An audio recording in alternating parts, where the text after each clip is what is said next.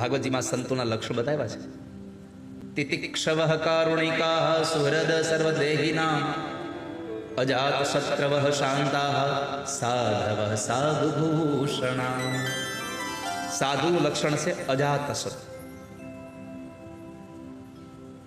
હું કોઈનો દુશ્મન નહીં અને મારો કોઈ દુશ્મન નહીં, એવો જેનો સ્વભાવ છે એને સાધુ કહેવામાં.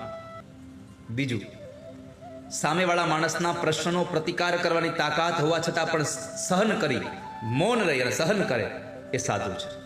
ત્રીજું, મા તળપદી ભાષામાં કહું, શાંતિ પમાડે એને સંત કહીએ. જે શાંતિ અપાવે એને સંત કહેવાય માં. બીજું, જે ભગવાનમાં આપણને જોડી દે એને સંત કહેવાય. ત્રિપદ પ્રગટ કરાવત પ્રીતિ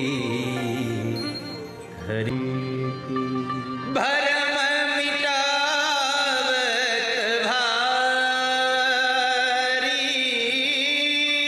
ભરમ મિટાવત ભારી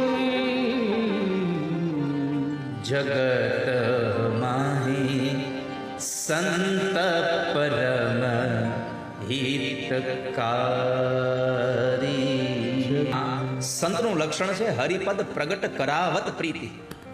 ભગવાનમાં જે પ્રીત લગાવી દે. તમે કોઈ સંત પાસે જાઓ ત્યારે એમ ન પૂછે કેમ છે, ધંધો પાણી બરાબર હાલે છે ને. સાધુ તમને ક્યારેય ભૌતિક વાત પૂછે નહીં. તમે એની પાસે જાઓ તો તમને ભગવાનની બે વાત કરે તો સમજવું આમાં સાધુતાના ગુણ પડ્યા છે. કાંઈ સાધુ ભગવાનની જ વાત કરે, સત્સંગની એક સારી વાત કરે, તમારા જીવનનો સારો માર્ગ મળે એની વાત કરે તો સમજવું આમાં સાધુતા છે. સતામ પ્રસંગાન મમ વીર્ય સંવિદો. તમારા કાનમાં સતત ભગવાનની વાતોને નાખ્યા કરે એ સાધુ છે. માં સંતનો સંગ કરો.